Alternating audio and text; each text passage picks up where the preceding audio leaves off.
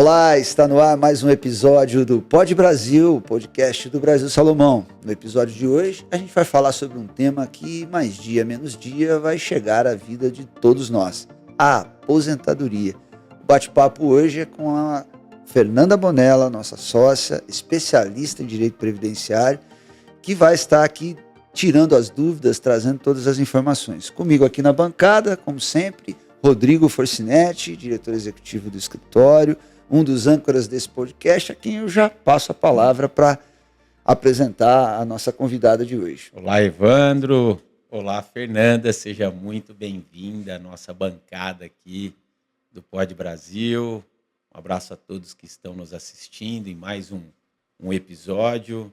E já estávamos há um bom tempo, né? Falando de trazer a Fernanda aqui com um tema que eu acho que atinge toda e qualquer pessoa. Falar de direito previdenciário é tratar de temas relacionados a quem atua no poder público, a quem atua na iniciativa privada, a quem atua como empregado, como sócio de empresa, ou seja, todas as pessoas precisam pensar na sua aposentadoria, em como viver depois que, eventualmente, não tiverem mais condições, né, de laborar com a energia de outrora, né? Então, muito prazer por ter aceito o nosso convite, parabenizá-la por todo o trabalho que você vem realizando aqui, desenvolvendo a nossa área de direito previdenciário. E como é de praxe aqui no Pod Brasil, a gente sempre pede para começar a aquecer o nosso bate-papo, para que o nosso entrevistado ele conte a sua história, a sua trajetória. Então, se você puder se apresentar para todos aqueles que estão nos assistindo. Muito obrigado novamente. Olá, eu que agradeço o convite para esse bate-papo de hoje. Bom, estou aqui no escritório já há 10 anos, dia 17 de julho desse ano completei 10 anos aqui no escritório. Iniciei na área de direito tributário, onde fiz até uma especialização em direito tributário. Logo depois, sempre gostei de direito previdenciário, surgiu a oportunidade, então me especializei também em direito previdenciário e processo previdenciário. Estou cursando também uma pós-graduação em Direito Militar, ainda não concluí, mas estou aí no meio do caminho. Gosto bastante desse assunto, eu acho que é muito importante a gente trazer isso, discutir, porque realmente ninguém se preocupa com a aposentadoria, acho que nunca vai chegar esse momento, que vai demorar, lá na frente eu decido o que eu faço, eu vejo o que eu faço, vai dar certo, e às vezes não dá e chega em cima da hora, a pessoa encontra muitos problemas aí pela frente. Eu acho que a primeira questão para a gente poder discutir aqui, né, seria falar um pouquinho dos tipos e requisitos para concessão de benefícios previdenciários, né, alguns pontos que você tem analisado, como aposentadorias, benefícios por incapacidade, pensão por morte, auxílio acidente, enfim, esses são os mais comuns, mas eu acho que esse seria o primeiro ponto para a gente começar o nosso bate-papo aqui, né? Não, legal, vamos lá. Vou começar falando, acho, do principal, que é a aposentadoria, o que todo mundo tem mais interesse. Então, hoje, depois da reforma da Previdência, lá de 13 de novembro de 2019, a gente ficou com um único benefício, que é a aposentadoria por idade com tempo de contribuição, né? A gente uniu.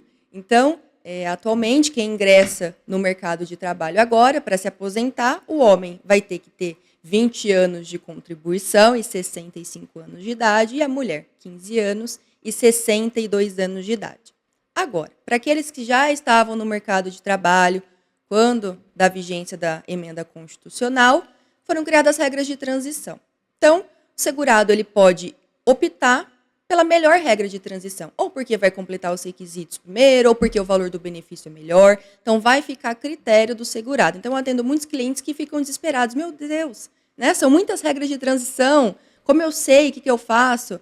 Eu falo, calma, é ver qual é a melhor. Você não existe apenas uma única regra aplicável ao seu caso. A gente tem que estudar, ver qual é o melhor tipo de benefício. Não vou entrar aqui em detalhes sobre a forma de cálculo, mas já vou ressaltar que cada regra tem a sua forma de cálculo.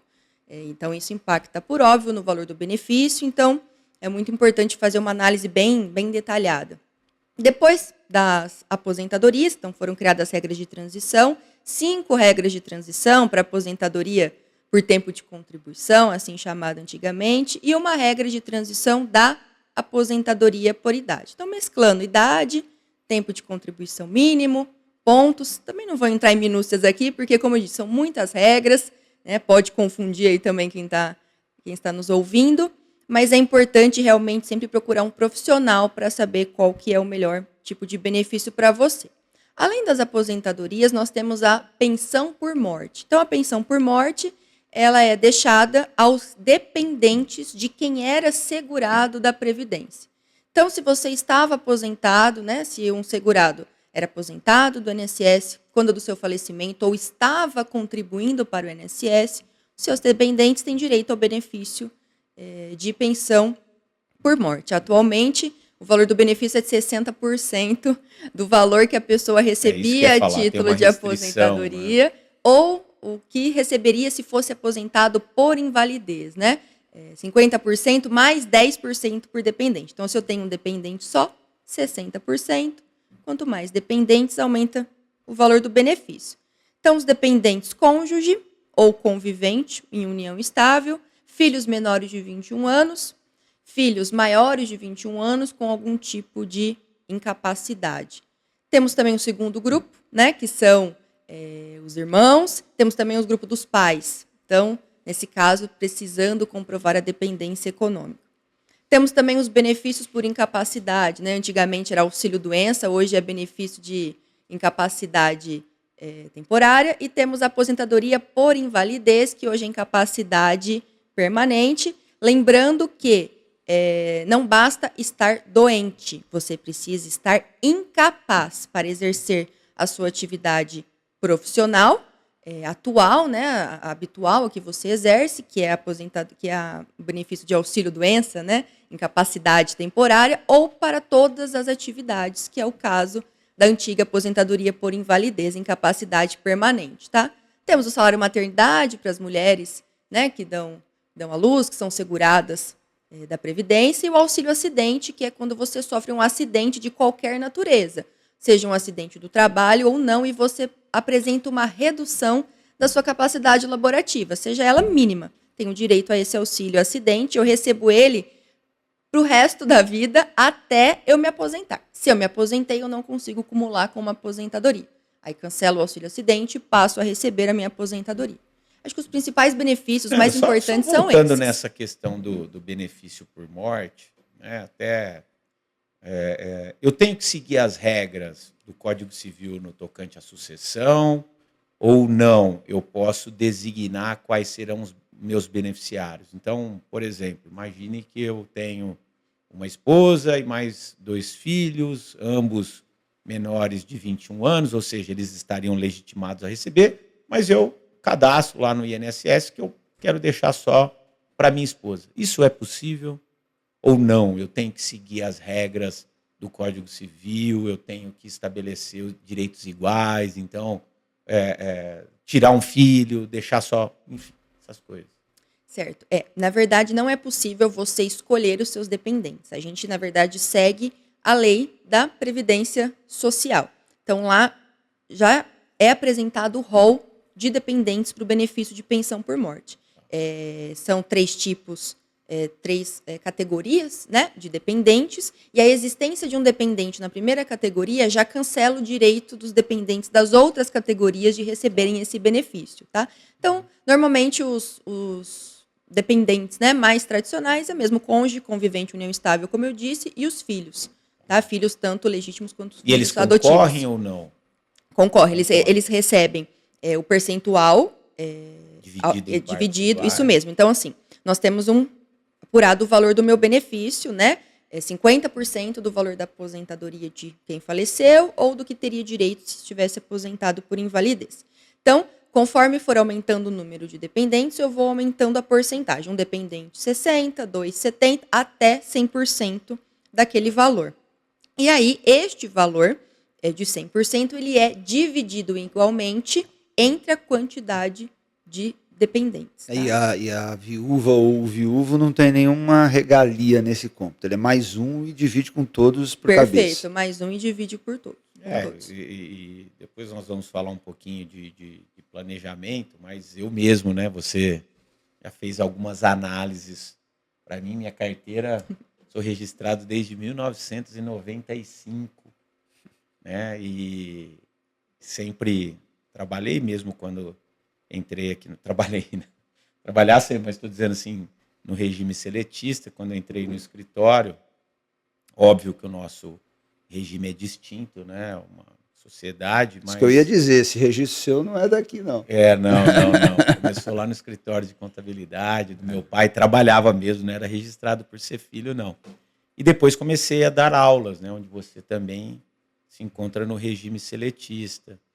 E é complicado porque quando eu fiz esse planejamento lá atrás, a minha expectativa era parar aos 52 anos.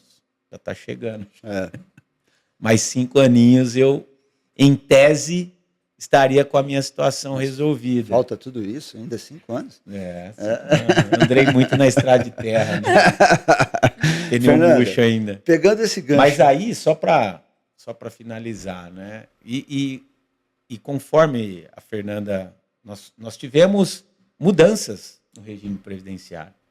E a última análise que eu fiz, eu já descobri pela Fernanda, né? Porque se eu quiser me aposentar com um valor interessante, eu vou ter que respeitar a idade mínima mesmo. 65 anos. Dos 65 anos.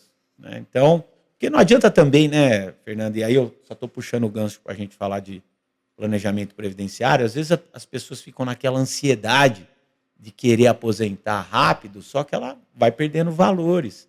E hoje, com a expectativa de vida que nós temos, muitas vezes é melhor você segurar a onda aí por uns 5 anos e pelo menos você tentar chegar o mais próximo possível do teto. Essa questão é uma questão polêmica, mas assim, pessoalmente para mim não faz nenhum sentido a previdência privada arcar com a aposentadoria de uma pessoa aos 52 anos de idade. Sim. Só porque ele completou um tempo de contribuição. Não existe conta que feche nesse sentido. Isso é um pensamento da época em que as pessoas tinham uma expectativa de vida de 60 anos. Hoje as pessoas estão vivendo até os 90, cada vez mais com pessoas centenárias. Então, assim, a conta não vai fechar mesmo.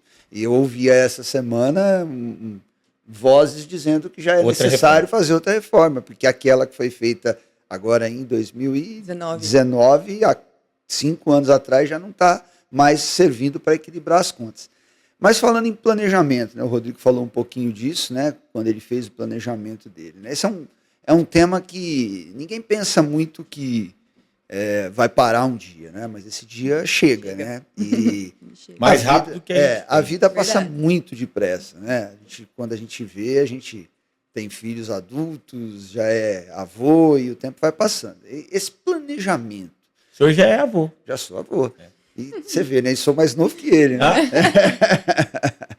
Mas esse planejamento, Fernanda, que dicas a gente pode dar para quem está nos ouvindo aqui? Quando é que obviamente tem que começar a fazer esse planejamento desde o primeiro dia em que você começa a contribuir com o INSS. Essa resposta eu sei que você vai me dar, embora ninguém aos 20 e poucos anos pense nessa possibilidade, né? A vida está virada para outras coisas, né?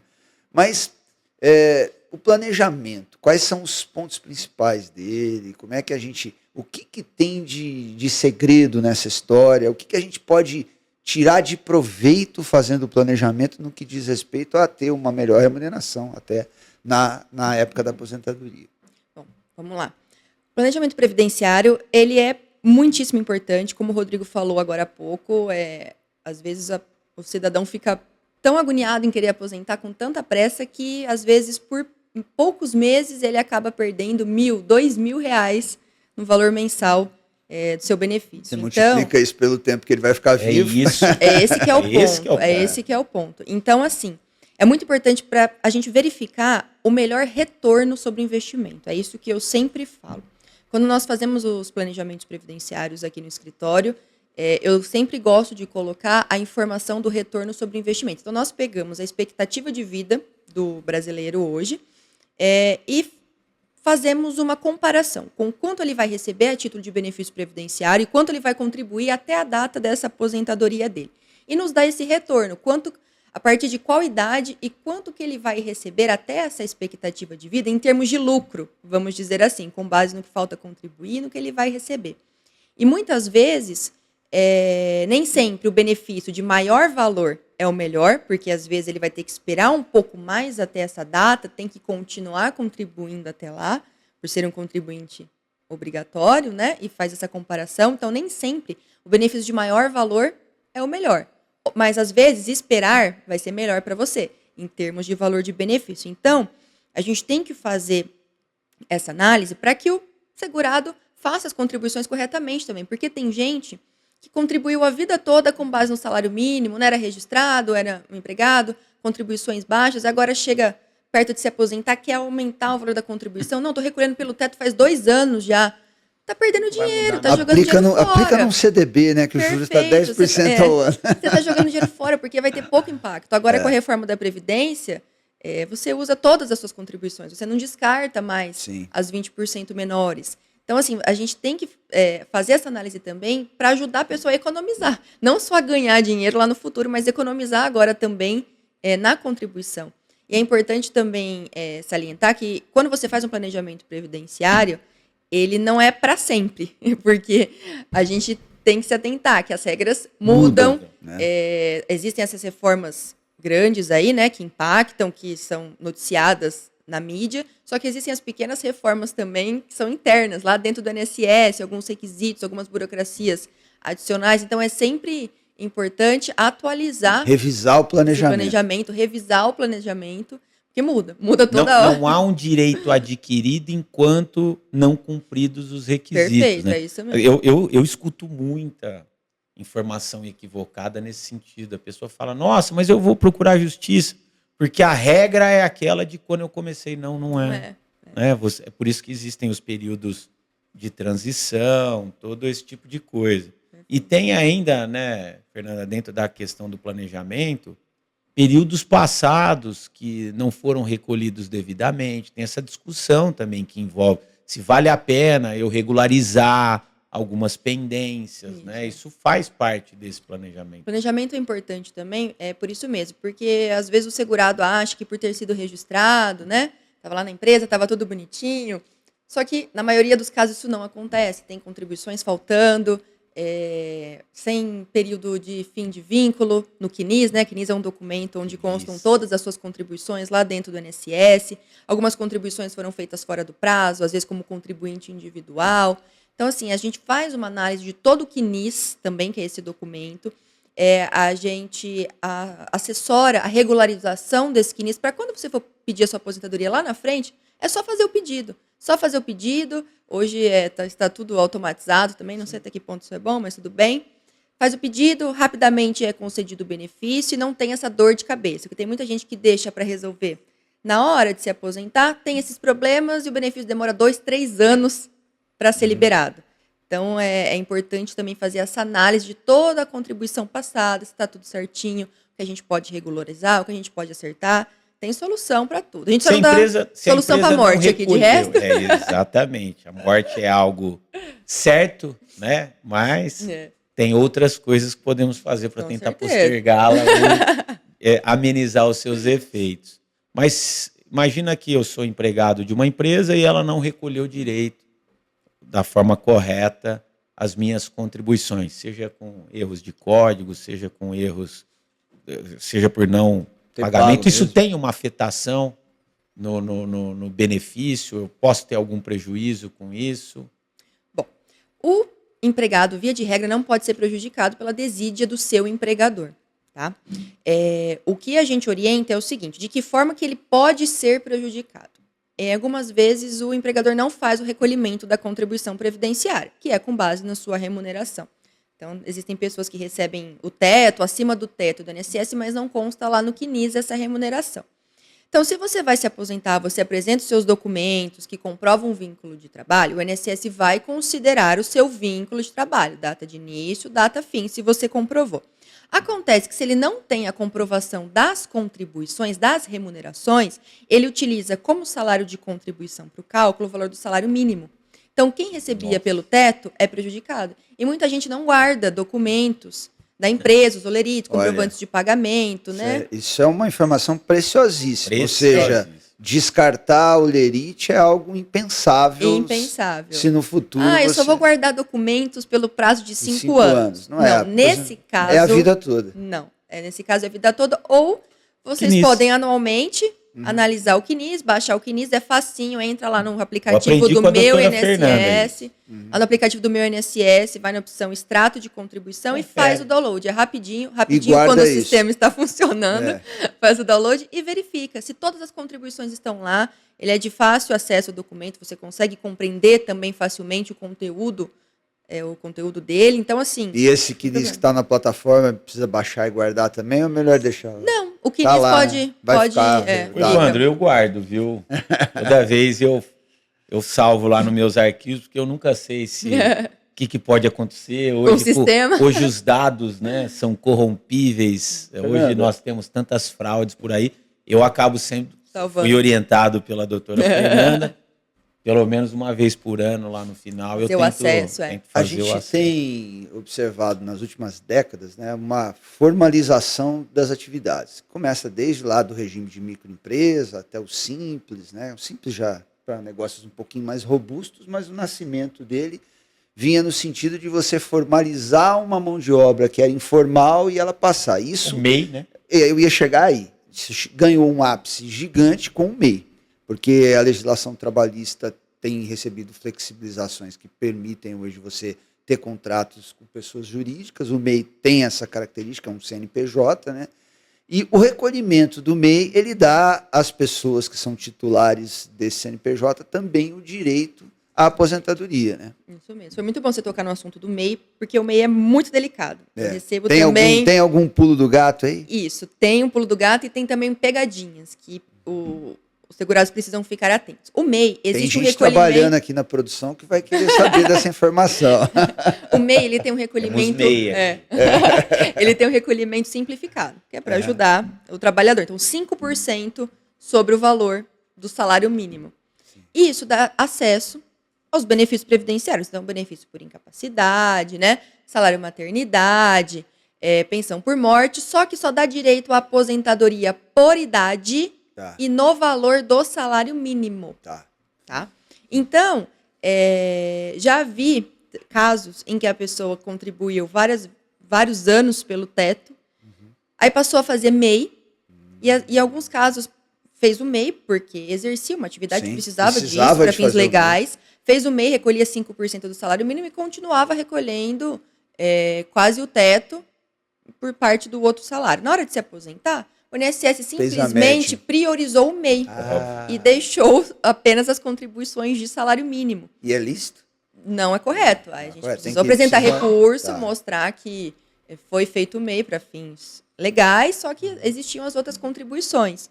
Mas nada impede que a pessoa recolha pelo MEI 20% também, tá? Para se aposentar com valor mais elevado ou para se aposentar através da aposentadoria por tempo de contribuição. Mas essa pessoa que mais recentemente virou MEI, né? Ela trabalhou a vida inteira, no setor de eventos tem muito isso, transporte, né? Tem uma série de atividades que é uma atividade completamente informal que o MEI deu a oportunidade de formalizar.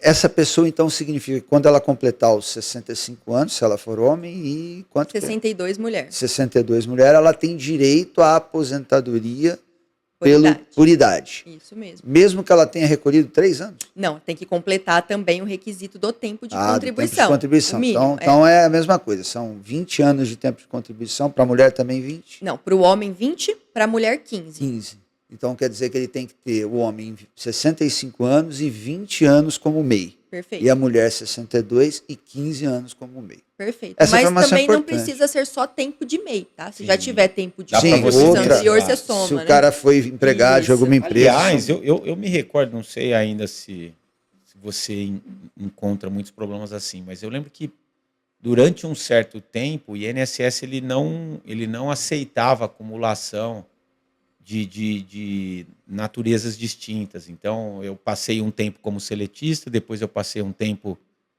recolhendo sobre Prolabore, porque eu virei sócio de uma empresa. Ele não tinha problemas assim, aí você precisava entrar na justiça para ter decisões judiciais mandando acumular. Hoje isso está resolvido, Hoje isso Fernanda? já está resolvido, não Já tem problema tivemos, nenhum. então, Já está uma superada essa evolução questão, com já relação sim. a isso, né? Já Daqui a sim. pouco, fala um pouquinho nós falamos aqui da reforma da Previdência, Muito por cima. que aconteceu em 2019, mas se puder destacar os pontos principais, você já falou aí da possibilidade de transição, mas acho que é bacana falar disso também. O objetivo mesmo da reforma da Previdência foi postergar as aposentadorias, né? Postergar e diminuir o valor dos benefícios.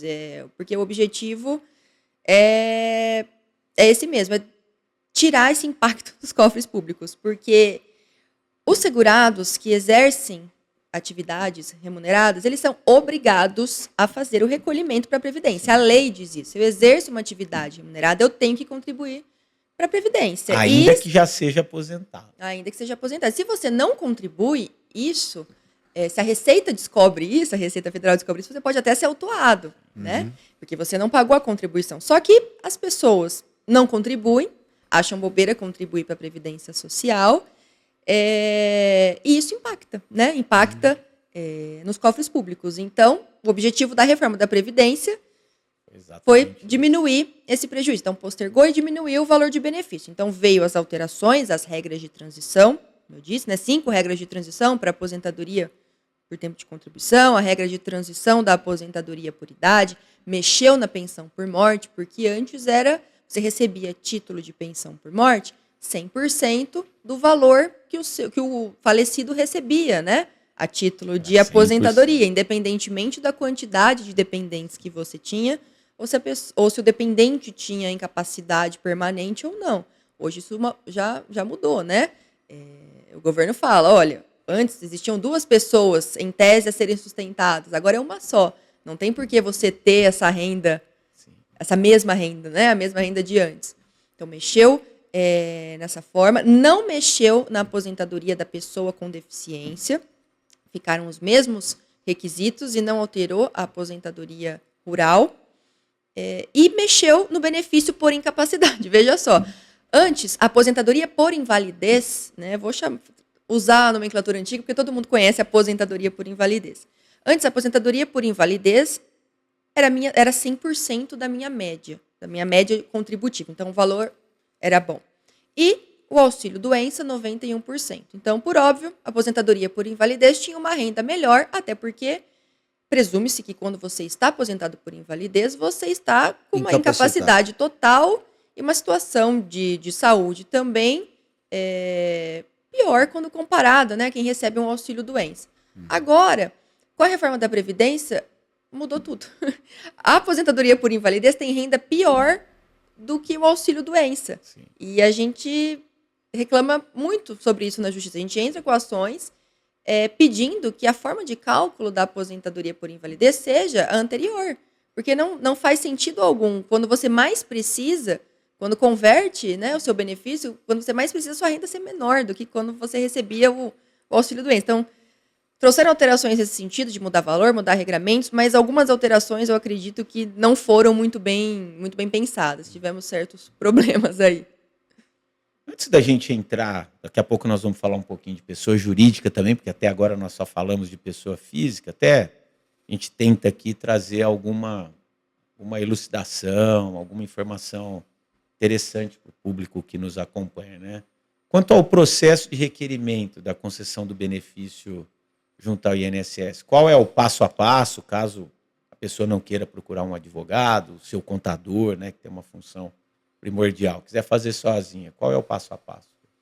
Primeiro de tudo, precisa fazer o cadastro no sistema do Meu INSS. Hoje é tudo digital, hoje não tem mais. Hoje, se você chegar na agência do INSS, você não vai ser atendido. Não existe mais a possibilidade de fazer um benefício presencialmente. Tudo é virtual. Tudo né? é virtual. Receita Federal também. O que dificulta muito a vida de quem tem mais idade e precisa. Com certeza. Né? Nem todo mundo tem um neto, tem um filho disposto a ajudar, tem acesso à internet, né? É complicado. Hoje é digital, tem que fazer o cadastro no sistema Meu INSS e fazer o pedido. Novo requerimento, clica lá na opção e vai seguindo o passo a passo que o sistema vai te dar. Tem que juntar cópia digitalizada de documento de identificação, carteira de trabalho, carnês de recolhimento, caso eles não estejam, né, caso aquela contribuição não esteja aparecendo no CNIS, que eu mencionei, e fazer o pedido por lá. É simples, mas, como eu disse, eu não oriento que o segurado faça esse pedido sozinho, sem o auxílio de um profissional na área, porque pode dar muito problema. CNIS, com remunerações equivocadas, às vezes você aceita um benefício de valor muito inferior, né, de uma regra de transição que não é tão vantajosa, depois você não consegue mudar o tipo de regra de transição se você já usou aquele benefício, né, já usufruiu. Alguns erros assim que podem ser fatais, eu brinco, que não tem como corrigir, você tem um prejuízo financeiro muito grande. E até também nós, advogados, temos um cadastro, um sistema, na verdade, diferente para acesso dentro do INSS, né? Sim. É o INSS digital, que é para advogados, a gente tem uma forma mais rápida, as respostas também vêm de forma mais célere, até porque nós já sabemos como juntar a documentação, a forma que o INSS gosta que digitalize, a nomenclatura dos documentos, né? E então fica mais rápido e mais fácil através de um profissional. A gente falou muito das pessoas, e aí a gente tem um outro ator muito importante na questão previdenciária, que são as empresas, que elas têm as suas responsabilidades de recolhimento de contribuições previdenciárias que vão lá formar o caixa da Previdência para que ela pague benefícios e aposentadorias, né? E essas empresas também lidam com funcionários que muitas vezes adoecem, né? Como é que é esse panorama, né? Como é que as empresas podem contribuir para que os seus funcionários tenham informação sobre os benefícios e especificamente aquela questão dos afastados? Quando o cara está há mais de 15 dias afastado, como é que a empresa deve proceder, fazer essa gestão de afastados? Ela é bastante importante, eu queria que você explicasse aqui para o nosso ouvinte. Vamos lá, acho que todo mundo já ouviu falar em limbo previdenciário, né? O limbo previdenciário assusta muito as empresas porque não existe um conceito legal de limbo previdenciário. É uma construção da jurisprudência, né? Do entendimento da justiça. O que é o limbo previdenciário? Entende-se que é quando o segurado tem alta do INSS, ou seja, o INSS nega o pedido de auxílio-doença dele, ou dá alta para ele depois de determinado tempo, ele chega na empresa e a empresa ou não recebe ele, ou faz a perícia médica e fala que ele está inapto. Então, ele fica lá no limbo previdenciário. E nesse cenário, de acordo com o entendimento da justiça, a empresa teria que pagar os salários, porque a empresa considerou ele inapto. Agora, como que a empresa consegue se proteger desse cenário? A partir do momento em que o colaborador, que o empregado apresenta um atestado sugerindo um afastamento superior a 15 dias, a empresa deve orientar, né? A gente gosta de fornecer para os nossos clientes aqui uma cartilha de orientações do afastado. Com informações de como fazer o agendamento, assim que fizer o agendamento da perícia, para que informe a empresa, para que a empresa acompanhe a data dessa perícia e cobre do segurado, do colaborador, o resultado dessa perícia. Porque é muito comum algumas empresas, o colaborador apresentar o atestado, a empresa esquece dele, ele não faz perícia, ele não volta e fica sumiu por anos. Às vezes está até trabalhando em outra empresa e está pendurado lá na outra. Então, tem que acompanhar o resultado e foi concedido o benefício. Se foi concedido, ótimo, vamos anotar até quando foi concedido. Perto de finalizar, lembrar o colaborador que ele pode pedir prorrogação ou, se ele estiver apto, voltar, sempre se documentando nesse sentido, né, para mostrar a preocupação da empresa também. O benefício foi indeferido, e aí é o pior cenário. Sim. O benefício foi indeferido. A empresa, ela precisa convocar o trabalhador para ele se apresentar. Então, para ele se apresentar, para passar pela perícia médica do trabalho lá da empresa, para ver se ele está apto a voltar ou não. São os exames periódicos. Se o médico do trabalho considerou apto a retornar, então o empregado tem que retornar. Se ele não se considera apto, se ele não quer retornar, já não é mais culpa do empregador. Eu não tenho um limbo previdenciário. Eu, como empregador, não estou impedindo o retorno do meu colaborador. É ele que não quer voltar. Tá? Então, são esses cuidados que a empresa precisa tomar, se documentar, sempre notificar, porque o principal ponto que prejudica as empresas na justiça é o fato dela não se preocupar com o colaborador. Perfeito. Ela não ir monitorou. atrás, não monitorar, não estar em cima, não mostrando assim, olha, estou à disposição, se você quiser voltar, eu estou aqui, é só você voltar para trabalhar que nós vamos te receber. Sim. Então, a empresa tem que sempre fazer esse controle, né?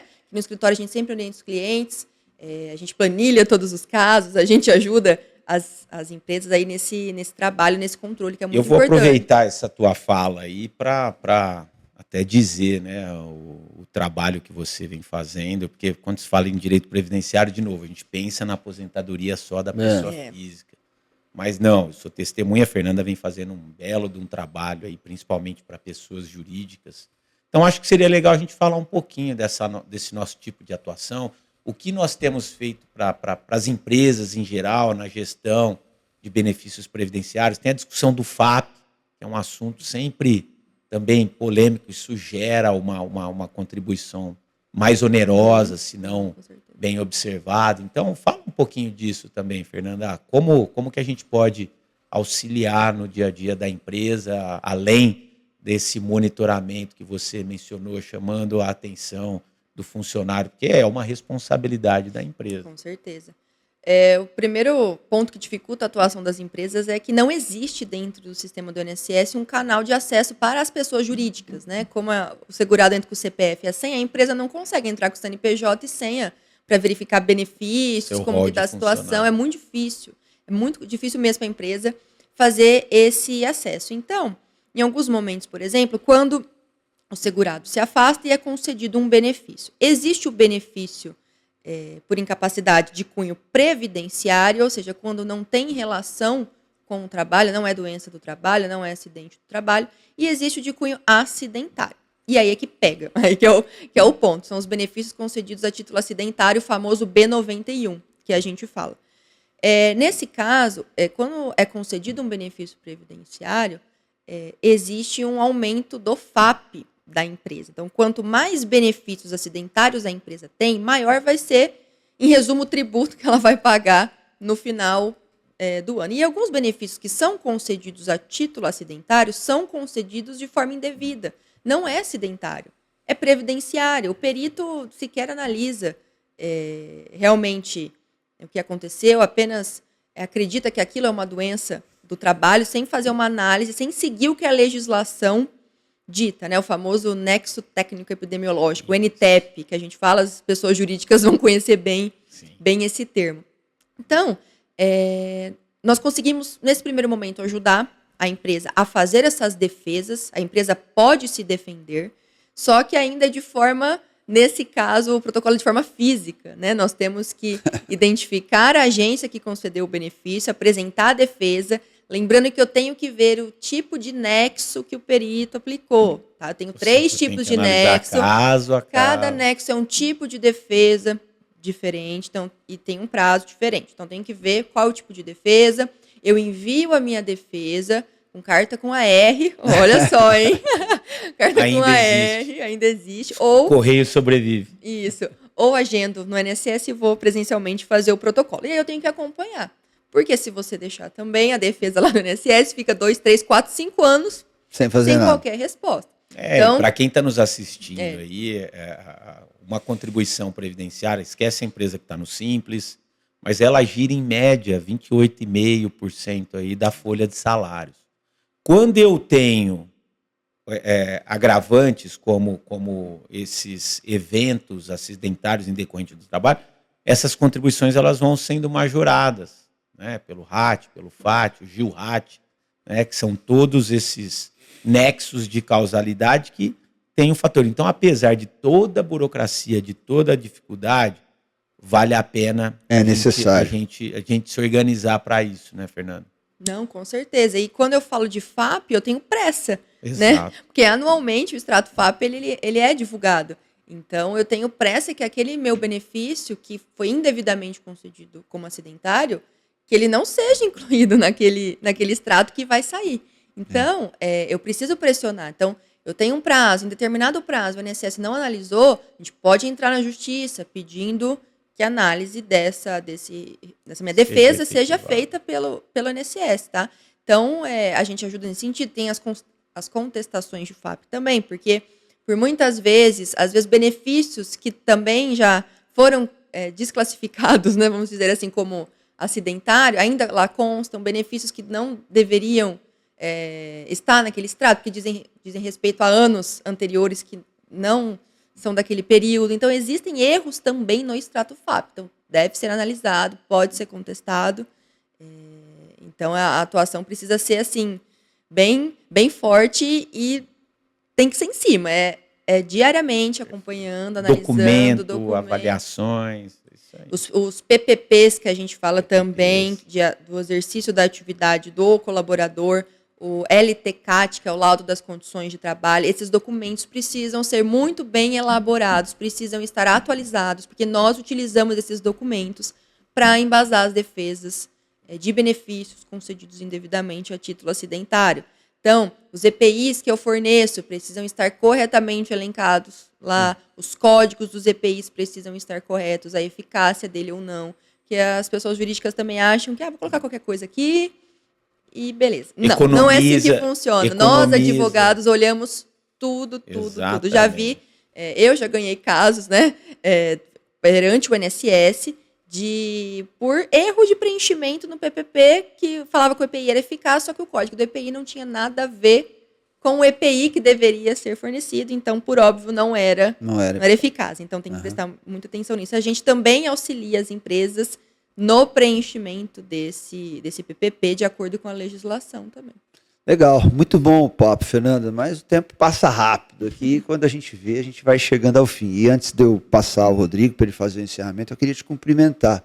Acho que você nos ajudou hoje aqui a atingir um dos propósitos do Pod Brasil, que é prestar serviço à comunidade, ajudar no exercício da cidadania e trazer esse tipo de informação, tanto para a pessoa física como para a pessoa jurídica, como você fez agora no final, é essencial para o nosso propósito aqui. Então, eu queria te cumprimentar pelo vasto conhecimento aí e por ter nos ajudado nesse episódio a seguir o nosso objetivo, né, Rodrigo? Perfeito. Fernanda, antes de encerrar suas considerações finais, seu recado aí para o nosso público. Agradeço o convite, mais uma vez, estar aqui para conversar sobre esse assunto tão importante, de também poder trabalhar com essa matéria aqui no escritório, que eu adoro. A gente sabe, a gente vê nos seus olhos. Que é de extrema importância. E realmente chamar a atenção mesmo das pessoas jurídicas, das pessoas físicas, de ter esse planejamento, de ter esse controle, né? Realmente o valor que você investe para fins de um planejamento previdenciário não é um gasto, como eu disse, é um investimento. É um investimento para o futuro. Porque, como vocês mesmos disseram, ele chega logo. E até para essa juventude que está vindo aí, né? O que você percebe é um olhar para a Previdência privada. Isso não vai servir para nada. Um descrédito com o INSS. E, na verdade, você percebe que ainda é um benefício interessante, né? Então, e um benefício que num momento da sua vida em que ele você pode não vai representar, estar mais apto a produzir, pode significar alguma coisa. Então não dá para ignorar isso. Qualquer pingo é letra. Mas né? isso é uma discussão difícil. O salário mínimo, quando você não trabalha mais e não entra renda de lugar algum, já é um salário mínimo. Então, pessoal, vale a pena você planejar, principalmente você que está começando agora a sua carreira, a sua vida na atividade, né, seja na iniciativa privada, seja como servidor público, né? Então, analisar. Quanto antes você planeja o momento do término das suas atividades, fica melhor e menos oneroso. Desculpa, pode falar, Fernando, fica à apenas para vontade. complementar, isso poderia ser um assunto para o outro podcast, mas nós aqui também fazemos aposentadorias de servidores públicos. Exato. Então, da União, já estaduais, está convocado. municipais. Esse vai ser o segundo capítulo, Com porque aí certeza. o regime é completamente diferente, são regramentos distintos, mas também fazemos essa análise e também é possível utilizar tempo de regime próprio para o INSS e vice-versa. Então, Então, mas já vai interessante ficar o deixar convite aqui para um informação. próximo podcast certeza. sobre esse tema esse ano ainda. Com certeza. Estivemos aqui com Fernanda Bonella, 10 anos de escritório, conhece tudo e mais um pouco na área de direito previdenciário. Agradeço aqui a sua presença nessa bancada. Eu tenho certeza, como o Evandro aqui já mencionou, e nós conseguimos trazer conhecimento e informações para todas as pessoas que acompanham o nosso Pod Brasil. Então, esse foi mais um episódio do Pod Brasil, falando sobre direito previdenciário. Se você gostaria de ouvir algum tema, alguma sugestão, apresentar críticas também, porque não estamos aqui para ouvi-las, remeta sua mensagem para podbrasil@brasilsalomão.com.br. Nos nossos canais de streaming, no nosso YouTube, você pode acompanhar todos os nossos episódios que vão ao ar todas as terças-feiras. Obrigado pela atenção de todos vocês e até o próximo.